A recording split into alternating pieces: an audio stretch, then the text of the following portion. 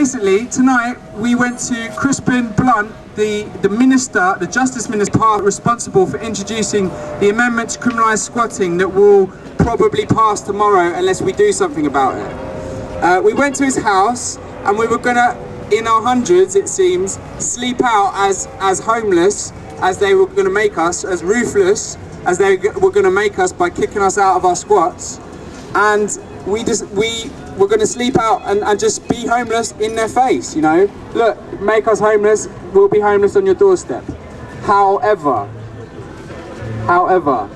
it turns out, and who knew, because it's not like a big story or anything, that Crispin Blunt last year came out as gay and left his wife, or his wife left him, and his kids. Who knew that? Put up your hand if you knew that.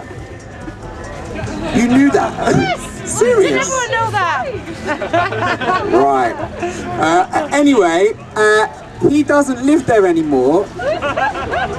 Just his apparently quite nice wife and kids live there, and they're really nice neighbours who were really pleasant and told us all about this.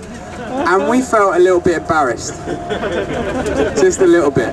And I'm glad you lot were late, because I would have felt even more embarrassed if there was like 300 people.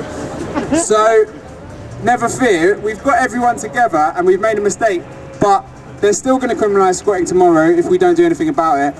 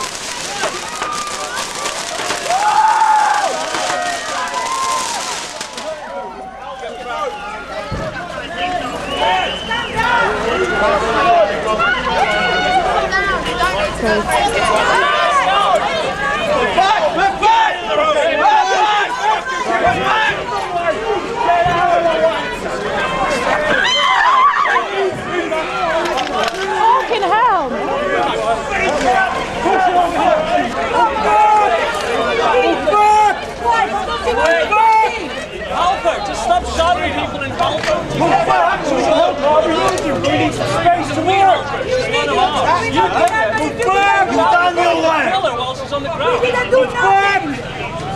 Let's go to Westminster. Let's go and save squatting as we planned.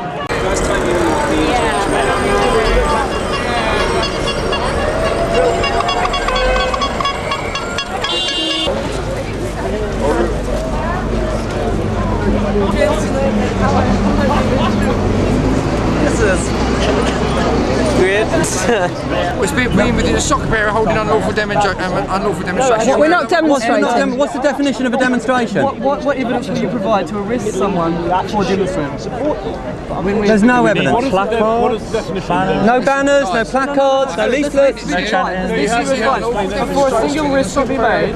This is an unlawful demonstration within soccer. I have explained it to everybody. What are we demonstrating though? Explain it to everybody here. Circumstantial evidence is not reason enough to harm someone. I have explained my part now.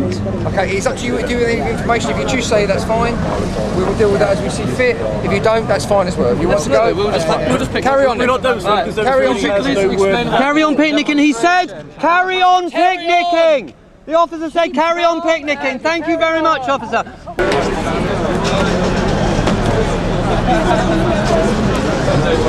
So earlier in the week, Squash and John McDonnell MP talked about how the amendment that the government's introducing and voting on today, that will criminalise squatting in residential buildings, is effectively bypassing democracy because it ignored the 96% of consultation responses that said no law change was necessary, including the police and the magistrates. And in just 6 days, it would be voted through on a bill that had already mostly passed through the Commons with little or even no debate tonight. Now that's why we were saying this is like a bypassing of democracy, but last night what we saw took that even further, where people wanting to protest about their what will become essentially enforced homelessness, went to sleep out and be homeless outside of Parliament, the seat of power where these decisions are made, and under the SOCPA law, which has already basically been repealed, were dispersed on the grounds that their protest hadn't applied for permission, which it takes at least 7 days to get. Now, given that the whole process of the government announcing this amendment to voting on this amendment was less than 7 days, that means that their right to protest against this major law that's going to make many people homeless is totally been trampled upon.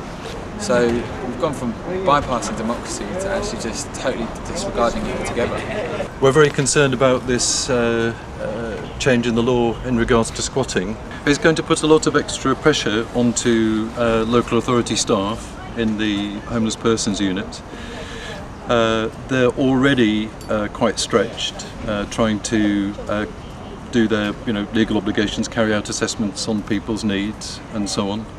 And in some local authority areas it's a very long queue for the very little bit of housing that they can make available every year. There's no incentive for somebody who has an empty property to bring it back into use quickly. If we change the taxation system to tax land, to tax property, to tax buildings rather than to tax work, we would actually, at a stroke, we'd create an incentive for property owners to bring their buildings back into use, because it would be costing them. People get a reduction in council tax if their tenants move out, or if they own a factory and it no longer operates. Their costs are reduced in the case of empty buildings.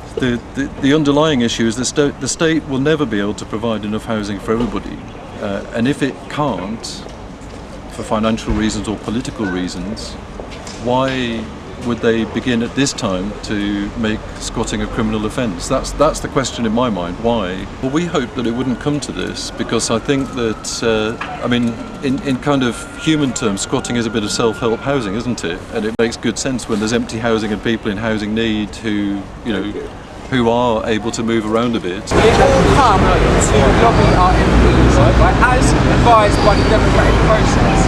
What's happening where we get to bring is more senior commanders in their infinite wisdom decided we were an unlawful assembly. It can only be authorised if we have registered 7 days in advance, when the bill that we've come to lobby about, the amendment bill, was now 6 days ago and will be voted on tonight. So it is therefore impossible for us to gather to lobby our MP about bills which make people homeless, including ourselves, without being put in a cage. If you're not being put in the cage, you've got a protest in there, that's fine, but you've been made aware fully. We don't want to protest, we want to lobby our MP.